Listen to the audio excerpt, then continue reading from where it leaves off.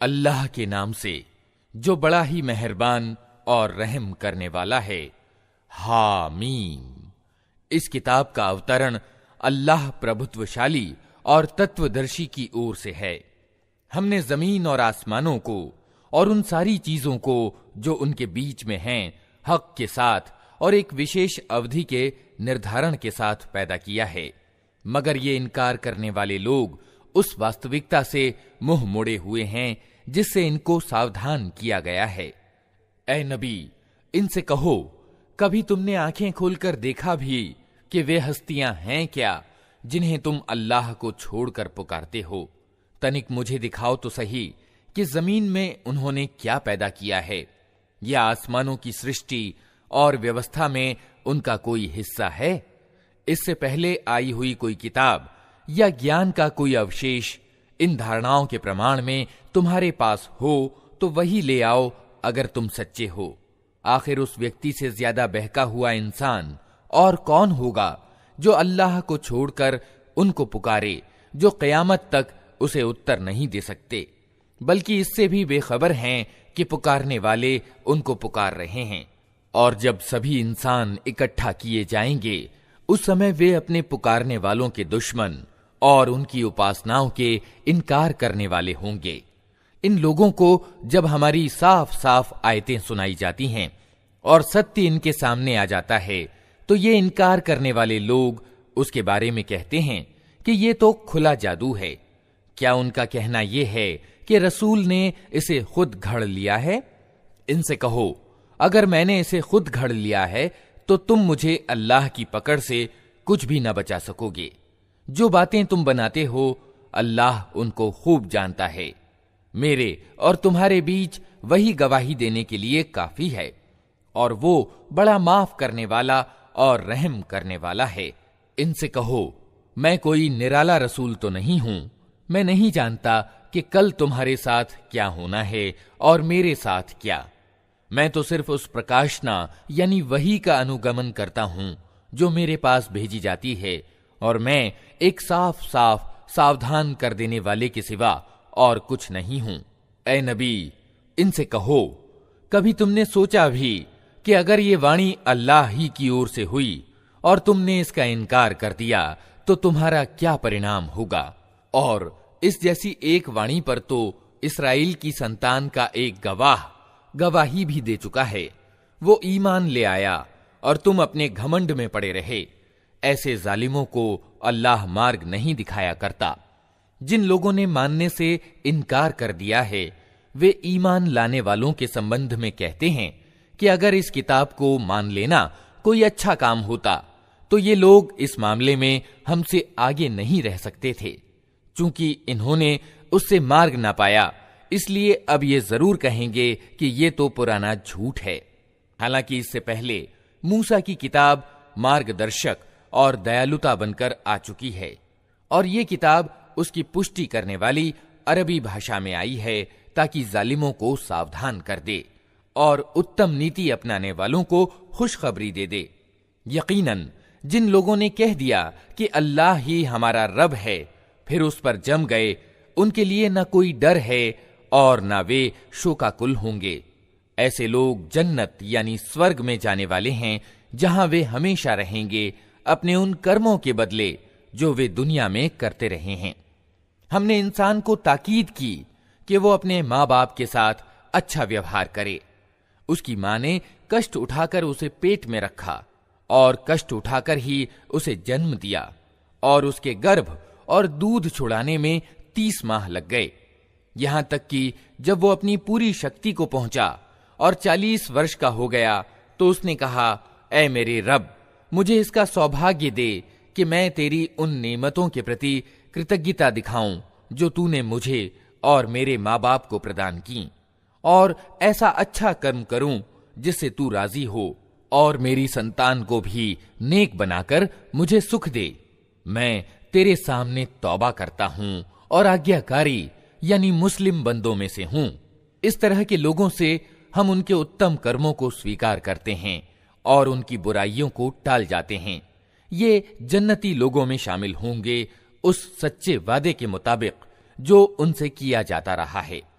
और जिस व्यक्ति ने अपने माँ बाप से कहा, उफ, तंग कर दिया तुमने, क्या तुम मुझे इससे डराते हो कि मैं मरने के बाद कब्र से निकाला जाऊंगा? हालांकि मुझसे पहले बहुत सी नस्लें गुजर चुकी हैं, उनमें से तो कोई उठकर ना आया। माँ और बाप अल्लाह की दुहाई देकर कहते हैं, अरे बदनसीब, मान जा, अल्लाह का वादा सच्चा है। मगर वो कहता है, ये सब अगले समयों की पुरातन कहानियां हैं।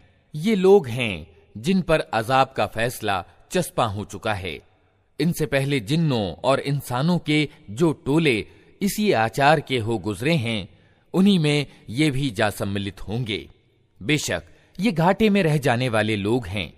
दोनों गिरोहों में से हर एक के दर्जे उनके कर्मों के अनुसार हैं, ताकि अल्लाह उनके किए का पूरा पूरा बदला उनको दे।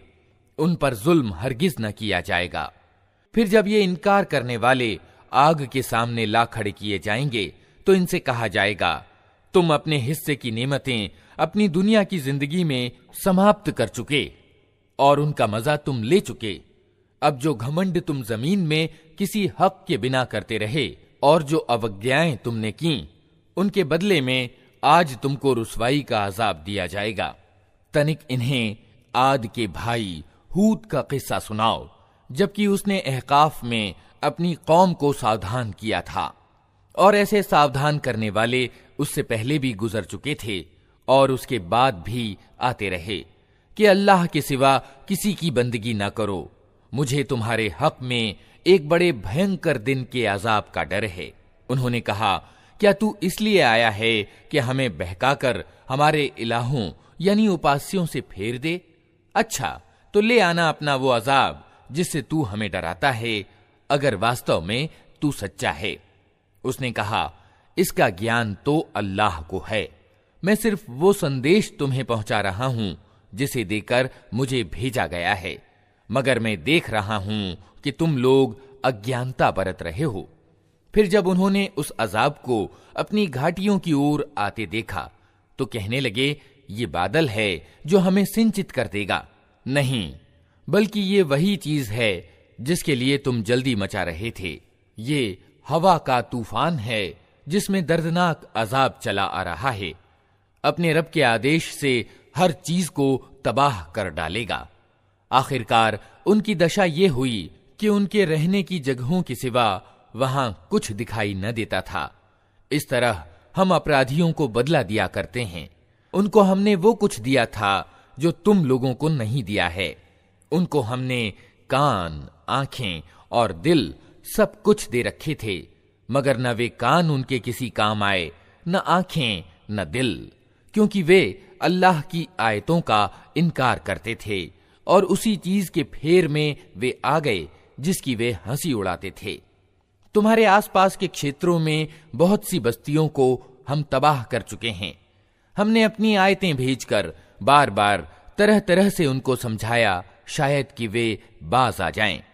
फिर क्यों ना उन हस्तियों ने उनकी सहायता की जिन्हें अल्लाह को छोड़कर उन्होंने अल्लाह से निकट होने का माध्यम समझते हुए इलाह यानी उपास्य बना लिया था, बल्कि वे तो उनसे खोए गए और ये था उनके झूठ और उन बनावटी धारणाओं का परिणाम जो उन्होंने घड़ रखे थे। और वो घटना भी उल्लेखनीय है जब हम जिन्नों के एक गिरोह को तुम्हारी ओर ले आए थे ताकि कुरान सुने। जब वे उस जगह पहुंचे जहां तुम कुरान पढ़ रहे थे, तो उन्होंने आपस में कहा, चुप हो जाओ। फिर जब वो पढ़ा जा चुका तो वे सावधान करने वाले बनकर अपनी कौम की ओर पलटे। उन्होंने जाकर कहा, ऐ हमारी कौम के लोगों, हमने एक किताब सुनी है जो मूसा के बाद उतारी गई है, पुष्टि करने वाली है अपने से पहले आई हुई किताबों की, पथ प्रदर्शन करती है सत्य और सीधे मार्ग की ओर। ऐ हमारी कौम के लोगों, अल्लाह की ओर बुलाने वाले का आमंत्रण स्वीकार कर लो और उस पर ईमान ले आओ। अल्लाह तुम्हारे गुनाहों को माफ करेगा और तुम्हें दर्दनाक अजाब से बचा देगा। और जो कोई अल्लाह के आमंत्रण करता यानी दावत देने वाले की बात न माने, वो न जमीन में खुद कोई बलबूता रखता है कि अल्लाह को तंग कर दे और न उसके कोई ऐसे सहायक और संरक्षक हैं कि अल्लाह से उसको बचा लें। ऐसे लोग खुली गुमराही में पड़े हुए हैं। और क्या इन लोगों को ये सुझाई नहीं देता कि जिस अल्लाह ने ये जमीन और आसमान पैदा किए और इनको बनाते हुए वो न थका, वो जरूर इसकी सामर्थ्य रखता है कि मुर्दों को जिला उठाए। क्यों नहीं, यकीनन वो हर चीज की सामर्थ्य रखता है। जिस दिन ये इनकार करने वाले आग के सामने लाए जाएंगे, उस समय इनसे पूछा जाएगा, क्या ये सत्य नहीं है? ये कहेंगे, हाँ, हमारे रब की कसम, ये वास्तव में सत्य है। अल्लाह कहेगा, अच्छा, तो अब अजाब का मजा चखो अपने उस इनकार के बदले में जो तुम करते रहे थे। अतः ए नबी, सब्र करो जिस तरह संकल्पवान रसूलों ने सब्र किया है, और इनके मामले में जल्दी ना करो। जिस दिन ये लोग उस चीज को देख लेंगे जिससे इन्हें डराया जा रहा है, तो इन्हें यूं मालूम होगा कि जैसे दुनिया में दिन की एक घड़ी भर से ज्यादा नहीं रहे थे। बात पहुंचा दी गई। अब क्या अवज्ञाकारी लोगों के सिवा और कोई तबाह होगा? अल्लाह के नाम से जो बड़ा ही मेहरबान और रहम करने वाला है। जिन लोगों ने इनकार किया और अल्लाह के रास्ते से रोका, अल्लाह ने उनके कर्मों को अकारथ कर दिया। और जो लोग ईमान लाए और जिन्होंने अच्छे कर्म किए और उस चीज को मान लिया जो मुहम्मद पर अवतरित हुई है, और है वो सर्वथा सत्य उनके रब की ओर से, अल्लाह ने उनकी बुराइयां उनसे दूर कर दी और उनका हाल ठीक कर दिया। ये इसलिए कि इनकार करने वालों ने असत्य का अनुसरण किया और ईमान लाने वालों ने उस सत्य का अनुसरण किया जो उनके रब की ओर से आया है। इस तरह अल्लाह लोगों को उनकी ठीक ठीक हैसियत बताए देता है। अतः जब इन काफिरों यानी इनकार करने वालों से तुम्हारी मुठभेड़ हो, तो पहला काम गर्दनें मारना है। यहां तक कि जब तुम उनको अच्छी तरह कुचल दो, तब कैदियों को मजबूत बांधो। इसके बाद तुम्हें अधिकार है एहसान करो या अर्थदंड यानी फिदिया का मामला कर लो, यहां तक कि लड़ाई अपने हथियार डाल दे। ये है तुम्हारे करने का काम।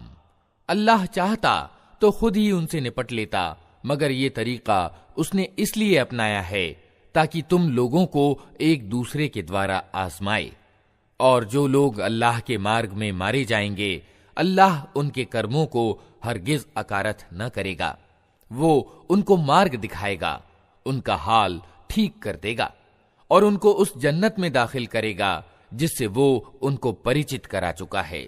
ऐ लोगो जो ईमान लाए हो, अगर तुम अल्लाह की सहायता करोगे तो वो तुम्हारी सहायता करेगा और तुम्हारे कदम मजबूत जमा देगा। रहे वे लोग जिन्होंने इनकार किया है, तो उनके लिए तबाही है और अल्लाह ने उनके कर्मों को भटका दिया है, क्योंकि उन्होंने उस चीज को नापसंद किया जिसे अल्लाह ने उतारा है। अतः अल्लाह ने उनके कर्म अकारथ कर दिए। क्या वे जमीन में चले फिरे न थे कि उन लोगों का अंजाम देखते जो उनसे पहले गुजर चुके हैं? अल्लाह ने उनका सब कुछ उन पर उलट दिया और ऐसे ही परिणाम इन इनकार करने वालों के लिए नियत हैं। ये इसलिए कि ईमान लाने वालों का संरक्षक और सहायक अल्लाह है और इनकार करने वालों का संरक्षक और सहायक कोई नहीं। ईमान लाने वालों और अच्छे कर्म करने वालों को अल्लाह उन जन्नतों में प्रवेश करेगा जिनके नीचे नहरें बहती हैं, और इनकार करने वाले बस दुनिया की कुछ दिनों की जिंदगी के मजे लूट रहे हैं, जानवरों की तरह खा पी रहे हैं और उनका अंतिम ठिकाना जहन्नम है। ऐ नबी, कितनी ही बस्तियां ऐसी गुजर चुकी हैं जो तुम्हारी उस बस्ती से बहुत ज्यादा बलशाली थीं जिसने तुम्हें निकाल दिया है। उन्हें हमने इस तरह तबाह कर दिया कि कोई उनका बचाने वाला न था। भला कहीं ऐसा हो सकता है कि जो अपने रब की ओर से एक स्पष्ट और प्रत्यक्ष मार्ग पर हो, वो उन लोगों की तरह हो जाए जिनके लिए उनका बुरा कर्म सुहाना बना दिया गया है और वे अपनी इच्छाओं के अनुगामी बन गए हैं। परहेजगार लोगों के लिए जिस जन्नत का वादा किया गया है, उसकी शान तो ये है कि उसमें नहरें बह रही होंगी निथरे हुए पानी की, नहरें बह रही होंगी ऐसे दूध की जिसके मजे में तनिक फर्क ना आया होगा। नहरें बह रही होंगी ऐसी शराब की जो पीने वालों के लिए स्वादिष्ट होंगी। नहरें बह रही होंगी साफ सुथरे शहद की, उसमें उनके लिए हर तरह के फल होंगे और उनके रब की ओर से बख्शिश। क्या वो व्यक्ति जिसके हिस्से में ये जन्नत आने वाली है उन लोगों की तरह हो सकता है जो जहन्नम में हमेशा रहेंगे और जिन्हें ऐसा गर्म पानी पिलाया जाएगा जो उनकी आंतें तक काट देगा। उनमें से कुछ लोग ऐसे हैं जो कान लगाकर तुम्हारी बात सुनते हैं और फिर जब तुम्हारे पास से निकलते हैं तो उन लोगों से जिन्हें ज्ञान की नेमत प्रदान की गई है पूछते हैं कि अभी अभी इन्होंने क्या कहा था। ये वे लोग हैं जिनके दिलों पर अल्लाह ने ठप्पा लगा दिया है और ये अपनी इच्छाओं के पीछे चल रहे हैं। रहे वे लोग जिन्होंने मार्ग पाया है, अल्लाह उनका और ज्यादा पथ प्रदर्शन करता है और उन्हें उनके हिस्से की परहेजगारी देता है। अब क्या ये लोग बस क़यामत ही के इंतजार में हैं कि वो अचानक इन पर आ जाए? उसके लक्षण तो आ चुके हैं। जब वो खुद आ जाएगी तो उनके लिए नसीहत कबूल करने का कौन सा अवसर बाकी रह जाएगा। अतः ए नबी, खूब जान लो कि अल्लाह के सिवा कोई उपासना का पात्र नहीं है और माफी मांगो अपने कसूर के लिए भी और ईमान वाले मर्दों और औरतों के लिए भी। अल्लाह तुम्हारी सरगर्मियों को भी जानता है और तुम्हारे ठिकाने से भी परिचित है। जो लोग ईमान लाए हैं वे कह रहे थे कि कोई सूरा क्यों नहीं उतारी जाती जिसमें युद्ध का आदेश दिया जाए, मगर जब एक पक्की सूरा उतार दी गई जिसमें युद्ध का उल्लेख था तो तुमने देखा कि जिनके दिलों में रोग था वे तुम्हारी ओर इस तरह देख रहे हैं जैसे किसी पर मौत छा गई हो। अफसोस उनके हाल पर। उनकी जबान पर है आज्ञा पालन की स्वीकारोक्ति और अच्छी अच्छी बातें, मगर जब दो टूक आदेश दे दिया गया उस समय वे अल्लाह से अपनी प्रतिज्ञा में सच्चे निकलते तो उन्हीं के लिए अच्छा था। अब क्या तुम लोगों से इसके सिवा कुछ और आशा की जा सकती है कि अगर तुम उल्टे मुंह फिर गए तो जमीन में फिर बिगाड़ पैदा करोगे और आपस में एक दूसरे के गले काटोगे? ये लोग हैं जिन पर अल्लाह ने लानत की और उनको अंधा और बहरा बना दिया। क्या उन लोगों ने कुरान पर विचार नहीं किया या दिलों पर उनके ताले चढ़े हुए हैं? वास्तविकता ये है कि जो लोग सन्मार्ग स्पष्ट हो जाने के बाद उससे फिर गए उनके लिए शैतान ने इस नीति को सरल बना दिया है और झूठी आशाओं का सिलसिला उनके लिए लंबा कर रखा है। इसीलिए उन्होंने अल्लाह के उतारे हुए धर्म को नापसंद करने वालों से कह दिया कि कुछ मामलों में हम तुम्हारी मानेंगे। अल्लाह उनकी ये गुप्त बातें खूब जानता है। फिर उस समय क्या हाल होगा जब फरिश्ते इनके प्राण निकालेंगे और इनके मुंह और पीठों पर मारते हुए इन्हें ले जाएंगे।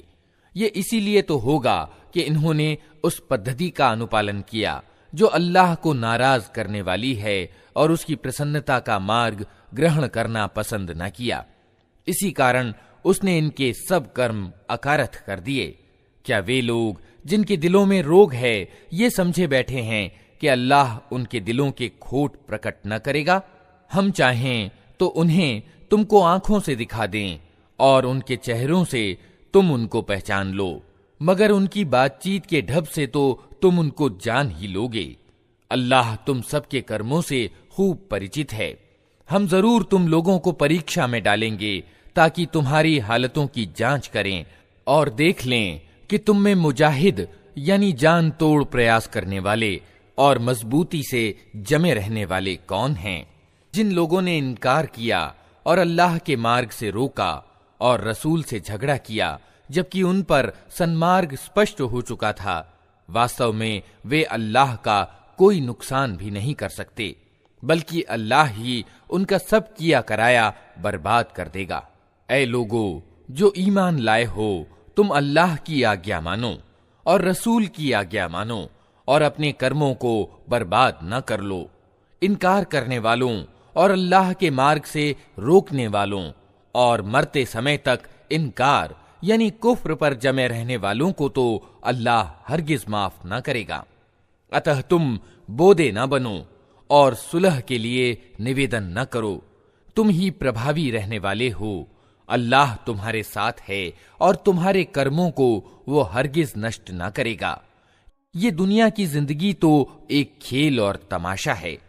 अगर तुम ईमान रखो और तकवा यानी धर्म परायणता की नीति पर चलते रहो तो अल्लाह तुम्हारे कर्मों का बदला तुमको देगा और वो तुम्हारे माल तुमसे न मांगेगा। अगर कहीं वो तुम्हारे माल तुमसे मांग ले और सब के सब तुमसे तलब कर ले तो तुम कंजूसी करोगे और वो तुम्हारे खोट उभार लाएगा। देखो, तुम लोगों को आमंत्रण दिया जा रहा है कि अल्लाह के मार्ग में माल खर्च करो। इस पर तुम में से कुछ लोग हैं जो कंजूसी कर रहे हैं, हालांकि जो कंजूसी करता है वो वास्तव में अपने आप ही से कंजूसी कर रहा है। अल्लाह तो धनी है, तुम ही उसके मोहताज हो। अगर तुम मुंह मोड़ोगे तो अल्लाह तुम्हारी जगह किसी दूसरी कौम को ले आएगा और वे तुम जैसे न होंगे। अल्लाह के नाम से जो बड़ा ही मेहरबान और रहम करने वाला है। ऐ नबी, हमने तुमको खुली विजय प्रदान कर दी ताकि अल्लाह तुम्हारी अगली पिछली हर कोताही को माफ करे और तुम पर अपनी नेमत पूरी कर दे और तुम्हें सीधा मार्ग दिखाए और तुमको बड़ी सहायता प्रदान करे। वही है जिसने ईमान वालों के दिलों में सकीनत यानी शांति उतारी ताकि अपने ईमान के साथ वे एक और ईमान बढ़ा लें। जमीन और आसमानों की सब सेनाएं अल्लाह के अधिकार में हैं और वो सर्वज्ञ और तत्वदर्शी है। उसने ये काम इसलिए किया है ताकि ईमान वाले मर्दों और ईमान वाली औरतों को हमेशा रहने के लिए ऐसी जन्नतों में प्रवेश कराए जिनके नीचे नहरें बह रही होंगी और उनकी बुराइयां उनसे दूर कर दे। अल्लाह की दृष्टि में ये बड़ी सफलता है और उन मुनाफिक यानी मिथ्याचारी मर्दों और औरतों और बहुदेववादी मर्दों और औरतों को सजा दे जो अल्लाह के संबंध में बुरे गुमान रखते हैं। बुराई के फेर में वे खुद ही आ गए। अल्लाह का प्रकोप उन पर हुआ और उसने उन पर लानत की और उनके लिए जहन्नम तैयार कर दिया जो बहुत ही बुरा ठिकाना है। आसमानों और जमीन की सेनाएं अल्लाह ही के अधिकार में हैं और वो प्रभुत्वशाली और तत्वदर्शी है। ऐ नबी, हमने तुमको गवाही देने वाला, खुशखबरी देने वाला और सावधान कर देने वाला बनाकर भेजा है ताकि ऐ लोगो तुम अल्लाह और उसके रसूल पर ईमान लाओ और उसका अर्थात रसूल का साथ दो, उसका आदर और सम्मान करो और सुबह और शाम अल्लाह की तस्बीह यानी गुणगान करते रहो। ऐ नबी, जो लोग तुमसे बैत कर रहे थे वे वास्तव में अल्लाह से बैत कर रहे थे। उनके हाथ पर अल्लाह का हाथ था। अब जो इस प्रतिज्ञा यानी अहद को भंग करेगा उसके प्रतिज्ञा भंग करने का वबाल उसके अपने ही ऊपर होगा और जो उस प्रतिज्ञा को पूरा करेगा जो उसने अल्लाह से की है, अल्लाह जल्द ही उसको बड़ा बदला प्रदान करेगा। ऐ नबी, अरब बद्दुओं में से जो लोग पीछे छोड़ दिए गए थे अब वे आकर जरूर तुमसे कहेंगे कि हमें अपने मालों और बाल बच्चों की चिंता ने व्यस्त कर रखा था, आप हमारे लिए माफी की दुआ करें। ये लोग अपनी जबानों से वे बातें कहते हैं जो इनके दिलों में नहीं होती। इनसे कहना, अच्छा यही बात है तो कौन तुम्हारे मामले में अल्लाह के फैसले को रोक देने का कुछ भी अधिकार रखता है, अगर वो तुम्हें कोई हानि पहुंचाना चाहे या लाभ पहुंचाना चाहे। तुम्हारे कर्मों की तो अल्लाह ही खबर रखता है, मगर सत्य बात वो नहीं है जो तुम कह रहे हो, बल्कि तुमने यूं समझा कि रसूल और ईमान वाले अपने घर वालों में हरगिज पलटकर ना आ सकेंगे और ये ख्याल तुम्हारे दिलों को बहुत भला लगा और तुमने बहुत बुरे गुमान किए और तुम बड़े ही बदकिस्मत लोग हो। अल्लाह और उसके रसूल पर जो लोग ईमान न रखते हों ऐसे इनकार करने वालों के लिए हमने भड़कती हुई आग तैयार कर रखी है।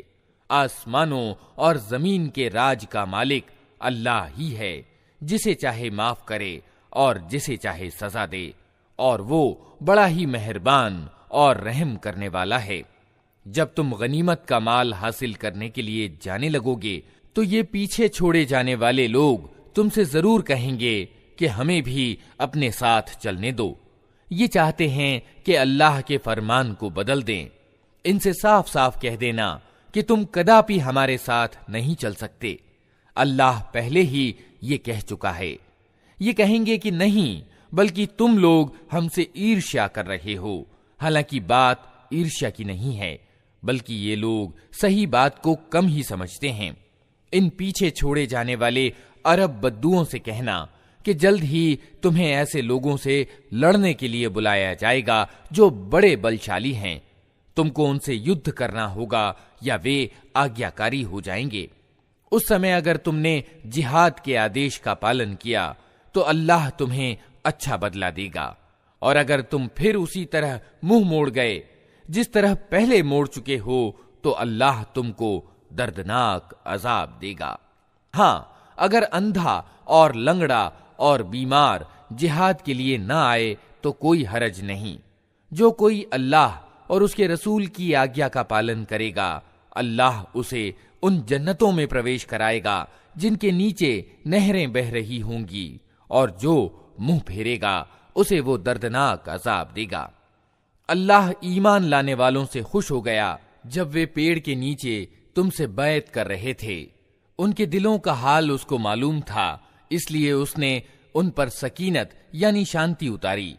उनको इनाम में करीब की विजय प्रदान की और गनीमत का बहुत सा माल उन्हें प्रदान कर दिया, जिसे वे जल्द ही प्राप्त करेंगे। अल्लाह प्रभुत्वशाली और तत्वदर्शी है। अल्लाह तुमसे बहुत सी गनीमतों का वादा करता है जिन्हें तुम प्राप्त करोगे। तात्कालिक रूप में तो ये विजय उसने तुम्हें प्रदान कर दी और लोगों के हाथ तुम्हारे विरुद्ध उठने से रोक दिए, ताकि ये ईमान वालों के लिए एक निशानी बन जाए और अल्लाह तुम्हें सीधा मार्ग दिखाए। इसके अलावा दूसरी और गनीमतों का भी वो तुमसे वादा करता है जिन पर तुम अभी काबू नहीं पा सके हो, और अल्लाह ने उनको घेर रखा है। अल्लाह को हर चीज की सामर्थ्य प्राप्त है।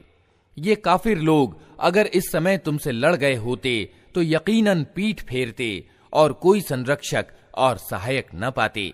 ये अल्लाह की रीति यानी सुन्नत है जो पहले से चली आ रही है, और तुम अल्लाह की रीति में कोई परिवर्तन न पाओगे। वही है जिसने मक्का की घाटी में उनके हाथ तुमसे और तुम्हारे हाथ उनसे रोक दिए, हालांकि वो उन पर तुम्हें काबू दे चुका था, और जो कुछ तुम कर रहे थे अल्लाह उसे देख रहा था। वही लोग तो हैं जिन्होंने इनकार किया और तुमको प्रतिष्ठित मस्जिद यानी काबा से रोका, और कुर्बानी के ऊंटों को उनकी कुर्बानी की जगह न पहुंचने दिया। अगर मक्का में ऐसे ईमान वाले मर्द और ईमान वाली औरतें मौजूद न होती जिन्हें तुम नहीं जानते, और ये आशंका न होती कि बेखबरी में तुम उन्हें कुचल दोगे और इससे तुम दोषी ठहरोगे, तो युद्ध न रोका जाता। रोका वो इसलिए गया ताकि अल्लाह अपनी दयालुता में जिसे चाहे दाखिल कर ले। वे ईमान वाले यानी मोमिन अलग हो गए होते तो मक्का वालों में से जो काफिर थे उनको हम जरूर कठोर सजा देते। यही कारण है कि जब उन काफिरों ने अपने दिलों में अज्ञान का पक्षपात बिठा लिया तो अल्लाह ने अपने रसूल और ईमान वालों पर सकीनत यानी शांति उतारी, और ईमान वालों को परहेजगारी यानी तकवा की बात का पाबंद रखा कि वही उसके ज्यादा हकदार और उसके योग्य थे। अल्लाह हर चीज का ज्ञान रखता है। वास्तव में अल्लाह ने अपने रसूल को सच्चा ख्वाब यानी सपना दिखाया था जो ठीक ठीक सत्य के अनुसार था। अगर अल्लाह ने चाहा तो तुम जरूर प्रतिष्ठित मस्जिद यानी काबा में पूरे अमन यानी शांति के साथ प्रवेश करोगे, अपने सिर मुंडवाओगे और बाल कटवाओगे, और तुम्हें कोई डर न होगा। वो उस बात को जानता था जिसे तुम न जानते थे, इसलिए वो ख्वाब पूरा होने से पहले उसने ये करीब की विजय तुम्हें प्रदान कर दी। वो अल्लाह ही है जिसने अपने रसूल को मार्गदर्शन और सत्य धर्म के साथ भेजा है, ताकि उसको पूरे के पूरे धर्म पर प्रभुत्व प्रदान कर दे। और इस हकीकत पर अल्लाह की गवाही काफी है, मोहम्मद अल्लाह के रसूल हैं, और जो लोग उनके साथ हैं वे काफिरों के मुकाबले में कठोर और आपस में दयालु हैं। तुम जब देखोगे उन्हें रुकू और सजदों और अल्लाह के अनुग्रह और उसकी प्रसन्नता की तलब में व्यस्त पाओगे। सजदों के प्रभाव उनके चेहरों पर मौजूद हैं, जिनसे वे अलग पहचाने जाते हैं। ये है उनकी विशेषता तौरात में, और इंजील में उनकी मिसाल यूं दी गई है कि मानो एक खेती है जिसने पहले कोंपल निकाली, फिर उसको मजबूत किया, फिर वो गदराई, फिर अपने तने पर खड़ी हो गई। खेती करने वालों को वो खुश करती है ताकि काफिर उनके फलने फूलने पर जलें। उस गिरोह के लोग जो ईमान लाए हैं और जिन्होंने अच्छे कर्म किए हैं, अल्लाह ने उनसे माफी और बड़े बदले का वादा किया है। अल्लाह के नाम से जो बड़ा ही मेहरबान और रहम करने वाला है। ऐ लोगो जो ईमान लाए हो, अल्लाह और उसके रसूल से आगे न बढ़ो और अल्लाह से डरो। अल्लाह सब कुछ सुनने और जानने वाला है। ऐ लोगो जो ईमान लाए हो, अपनी आवाज नबी की आवाज से ऊंची ना करो और न नबी के साथ ऊंची आवाज से बात करो, जिस तरह तुम आपस में एक दूसरे से करते हो। कहीं ऐसा न हो कि तुम्हारा किया कराया सब नष्ट हो जाए और तुम्हें खबर भी न हो। जो लोग अल्लाह के रसूल के सामने बात करते हुए अपनी आवाज दबी रखते हैं, वे वास्तव में वही लोग हैं जिनके दिलों को अल्लाह ने परहेजगारी के लिए जांच लिया है। उनके लिए माफी है और बड़ा बदला। ऐ नबी, जो लोग तुम्हें कमरों के बाहर से पुकारते हैं, उनमें से ज्यादातर बुद्धिहीन हैं। यदि वे तुम्हारे बाहर निकलने तक सब्र करते तो उन्हीं के लिए अच्छा था। अल्लाह माफ करने वाला और दयावान है। ऐ लोगो जो ईमान लाए हो, अगर कोई अवज्ञाकारी तुम्हारे पास कोई खबर लेकर आए तो छानबीन कर लिया करो। कहीं ऐसा न हो कि तुम किसी गिरोह को बेखबरी में हानि पहुंचा बैठो और फिर अपने किए पर तुम्हें पछतावा हो। खूब जान रखो कि तुम्हारे बीच अल्लाह का रसूल मौजूद है। अगर वो बहुत से मामलों में तुम्हारी बात मान लिया करे तो तुम खुद ही कठिनाइयों में ग्रस्त हो जाओ। मगर अल्लाह ने तुमको ईमान का प्रेम दिया और उसको तुम्हारे लिए प्रिय बना दिया, और कुफ्र यानी इनकार और उल्लंघन और अवज्ञा से तुमको विमुख कर दिया। ऐसे ही लोग अल्लाह के अनुग्रह और उपकार से सन्मार्ग पर हैं, और अल्लाह सर्वज्ञ और तत्वदर्शी है। और अगर ईमान वालों में से दो गिरोह आपस में लड़ जाएं, तो उनके बीच सुलह कराओ। फिर अगर उनमें से एक गिरोह दूसरे गिरोह पर ज्यादती करे तो ज्यादती करने वाले से लड़ो, यहां तक कि वो अल्लाह के आदेश की ओर पलट आए। फिर अगर वो पलट आए तो उनके बीच इंसाफ के साथ सुलह करा दो, और इंसाफ करो कि अल्लाह इंसाफ करने वालों को पसंद करता है। ईमान वाले तो एक दूसरे के भाई हैं, अतः अपने भाइयों के बीच संबंधों को ठीक करो और अल्लाह से डरो। आशा है कि तुम पर दया की जाएगी। ऐ लोगो जो ईमान लाए हो, न मर्द दूसरे मर्दों की हंसी उड़ाएं, हो सकता है कि वे उनसे अच्छे हों, और न औरतें दूसरी औरतों की हंसी उड़ाएं, हो सकता है कि वे उनसे अच्छी हों। आपस में एक दूसरे पर व्यंग्य न करो और न एक दूसरे को बुरी उपाधि से याद करो। ईमान लाने के बाद दुराचार में नाम पैदा करना बहुत बुरी बात है। जो लोग इस नीति से बाज न आए वे जालिम हैं। ऐ लोगो जो ईमान लाए हो, बहुत गुमान करने से बचो कि कुछ गुमान गुनाह होते हैं। टोह में मत पड़ो, और तुम में से कोई किसी की पीठ पीछे निंदा यानी गीबत न करे। क्या तुम में कोई ऐसा है जो अपने मरे हुए भाई का मांस खाना पसंद करेगा? देखो, तुम खुद इससे घिन खाते हो। अल्लाह से डरो, अल्लाह बड़ा तौबा कबूल करने वाला और दयावान है। लोगो, हमने तुमको एक मर्द और एक औरत से पैदा किया और फिर तुम्हारी कौमें और बिरादरियां बना दी ताकि तुम एक दूसरे को पहचानो। वास्तव में अल्लाह की दृष्टि में तुम में सबसे ज्यादा प्रतिष्ठित वो है जो तुम में सबसे ज्यादा परहेजगार है। यकीनन अल्लाह सब कुछ जानने वाला और खबर रखने वाला है। ये बद्दू कहते हैं कि हम ईमान लाए। इनसे कहो, तुम ईमान नहीं लाए, बल्कि यूं कहो कि हम आज्ञाकारी हो गए। ईमान अभी तुम्हारे दिलों में दाखिल नहीं हुआ है। अगर तुम अल्लाह और उसके रसूल के आज्ञाकारी हो जाओ तो वो तुम्हारे कर्मों के बदले में कोई कमी न करेगा। यकीनन अल्लाह बड़ा माफ करने वाला और दयावान है। वास्तव में तो ईमान वाले वे हैं जो अल्लाह और उसके रसूल पर ईमान लाए, फिर उन्होंने कोई शक न किया और अपनी जानों और मालों से अल्लाह के मार्ग में जिहाद यानी जान तोड़ प्रयास किया। वही सच्चे लोग हैं। ऐ नबी, इन ईमान के दावेदारों से कहो, क्या तुम अल्लाह को अपने दीन की सूचना दे रहे हो? हालांकि अल्लाह जमीन और आसमानों की प्रत्येक चीज को जानता है और हर चीज का ज्ञान रखता है। ये लोग तुम पर एहसान जताते हैं कि इन्होंने इस्लाम कबूल कर लिया। इनसे कहो, अपने इस्लाम का एहसान मुझ पर ना रखो, बल्कि अल्लाह तुम पर अपना एहसान रखता है कि उसने तुम्हें ईमान की राह दिखा दी। अगर तुम वास्तव में अपने ईमान के दावे में सच्चे हो। अल्लाह जमीन और आसमानों की हर छिपी चीज का ज्ञान रखता है और जो कुछ तुम करते हो वो सब उसकी दृष्टि में है। अल्लाह के नाम से जो बड़ा ही मेहरबान और रहम करने वाला है। काफ, कसम है कुरान मजीद की। बल्कि इन लोगों को आश्चर्य इस बात पर हुआ कि एक सावधान करने वाला खुद इन्हीं में से इनके पास आ गया। फिर इनकार करने वाले कहने लगे, ये तो आश्चर्यजनक बात है। क्या जब हम मर जाएंगे और मिट्टी हो जाएंगे तो दोबारा उठाए जाएंगे? ये वापसी तो बुद्धि से परे दूर की बात है।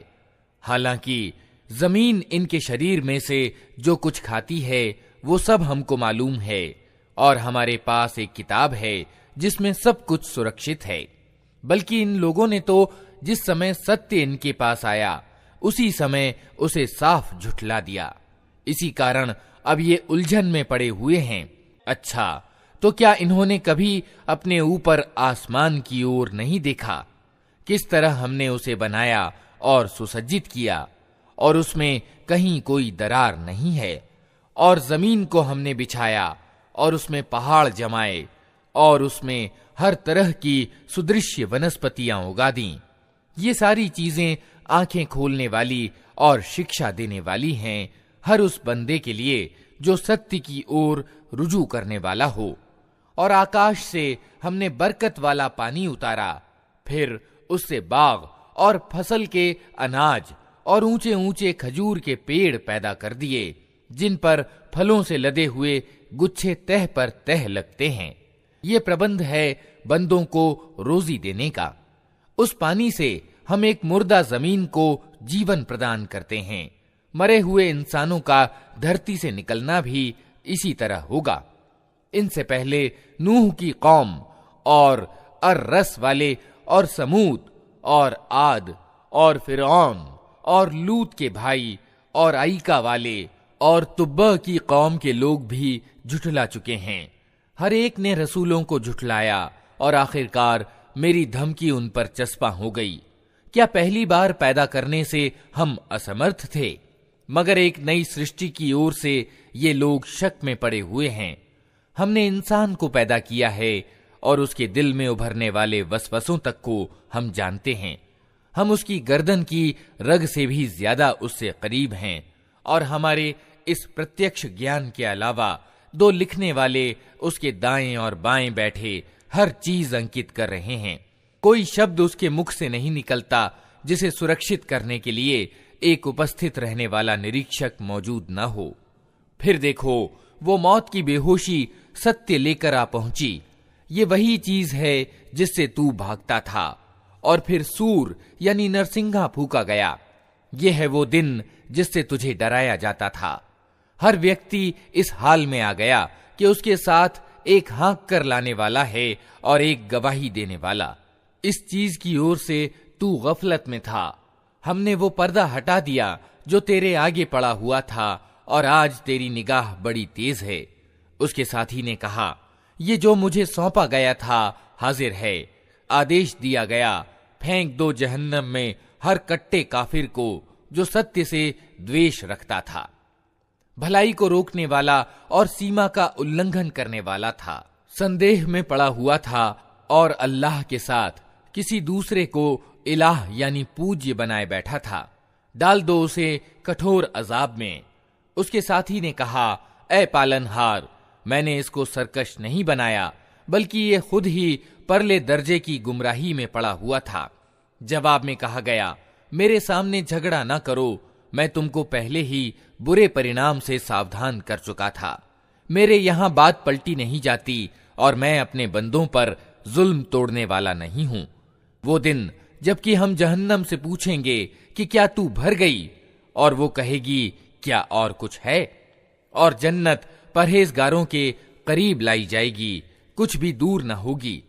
कहा जाएगा, यह है वो चीज जिसका तुमसे वादा किया जाता था, हर उस व्यक्ति के लिए जो बहुत रुजू करने वाला और बड़ी निगरानी करने वाला था, जो बिना देखे रहमान यानी करुणामय ईश्वर से डरता था और जो आसक्त हृदय लिए हुए आया है। प्रवेश करो जन्नत में सलामती के साथ।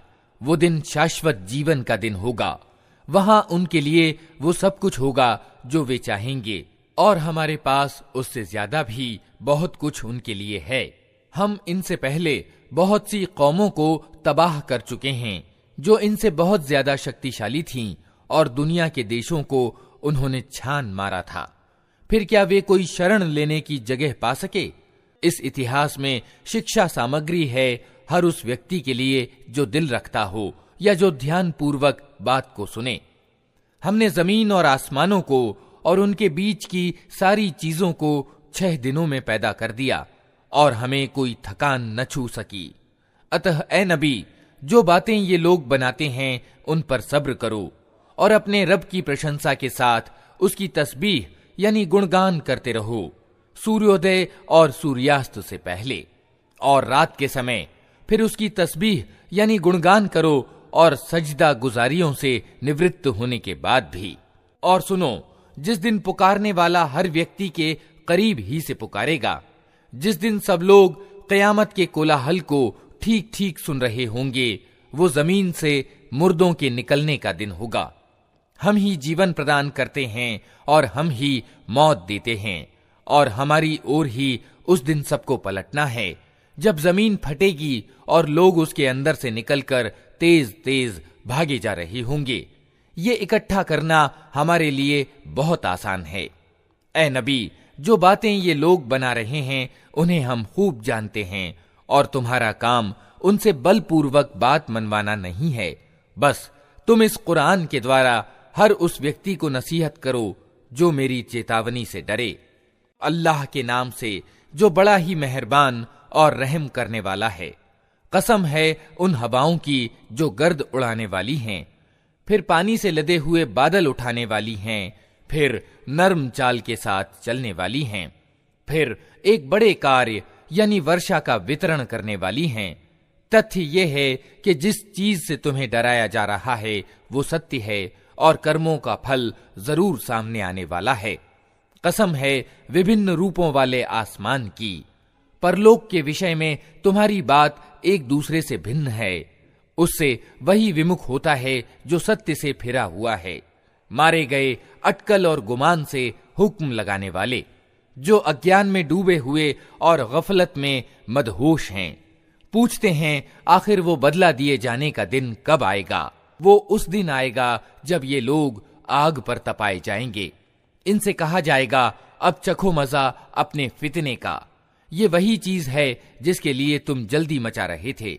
अलबत्ता परहेजगार लोग उस दिन बागों और स्रोतों में होंगे, जो कुछ उनका रब उन्हें देगा उसे खुशी खुशी ले रहे होंगे। वे उस दिन के आने से पहले सुकर्मी थे, रातों को कम ही सोते थे, फिर वही रात के पिछले पहरों में माफी मांगा करते थे, और उनके मालों में हक था मांगने वाले और उनके लिए जो पाने से रह गए हों। जमीन में बहुत सी निशानियां हैं विश्वास करने वालों के लिए, और खुद तुम्हारे अपने अस्तित्व में हैं। क्या तुमको सूझता नहीं? आसमान ही में है तुम्हारी रोजी भी और वो चीज भी जिसका तुमसे वादा किया जा रहा है। अतः कसम है आसमान और जमीन के मालिक की, ये बात सत्य है, ऐसी ही विश्वसनीय जैसे तुम बोल रहे हो। ए नबी, इब्राहिम के आदरणीय मेहमानों का किस्सा भी तुम्हें पहुंचा है। जब वे उसके यहां आए तो कहा, आपको सलाम है। उसने कहा, आप लोगों को भी सलाम है, कुछ अपरिचित से लोग हैं। फिर वो चुपके से अपने घर वालों के पास गया और एक भुना हुआ मोटा ताजा बछड़ा लाकर मेहमानों के सामने पेश किया। उसने कहा, आप लोग खाते नहीं? फिर वो अपने दिल में उनसे डरा। उन्होंने कहा, डरिए नहीं, और उसे एक ज्ञानवान लड़के के पैदा होने की खुशखबरी दी। ये सुनकर उसकी बीवी चिल्लाती हुई आगे बढ़ी और उसने अपना मुंह पीट लिया और कहने लगी, बूढ़ी बांझ। उन्होंने कहा, यही कुछ कहा है तेरे रब ने, वो तत्वदर्शी है और सब कुछ जानता है।